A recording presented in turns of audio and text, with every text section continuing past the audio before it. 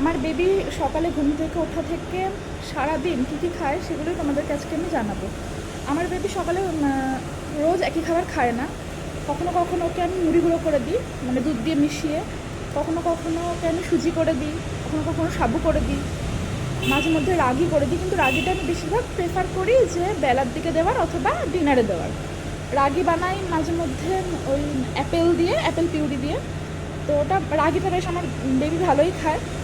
কিন্তু ও ব্যানানা একবারেই খেতে চায় না, মানে মানে মুখে দিলেই ওয়াক করে। প্রথম খেত, প্রথম ভালোই খেয়ে নিত, পুরো একটা গোটা কলাই খেয়ে ফেলতো। কিন্তু রিসেন্ট ও একদমই মানে এক কামড়ও খেতে চাইছে না ব্যানানাটা। আস্তে আস্তে হয়তো পরে খেতে পারবে। আর এখন যেমন ওর জন্য করেছি খিচুড়ি, চালে ডালে খিচুড়ি করেছি, কিন্তু আজকে আমি কোনো রকম সবজি অ্যাড করিনি। মানে সবসময় সবজি খেতে পছন্দ করে না, মাঝে মধ্যে মানে খায় না, মাঝে মধ্যে শুধু চালে ডালে করে দিলে মাঝে মধ্যে খেয়ে নেয় ঘি দিয়ে, নর্মালি সিম্পলি চালে ডালে। আর কোনোভাবেই ওকে আমি চিনি বা লবণ এখন দিই না।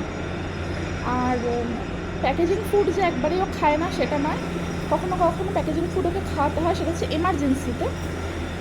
যে হয়তো বাবার অফিস খুব মানে তাড়াতাড়ি দেরি হয়ে গেছে, তখনই ওকে আমি প্যাকেজিং ফুড খাওয়াই। আর মাঝে মধ্যে হয়তো ট্রাভেলে ক্যারি করতে হয়, সবাই জানো এটাই।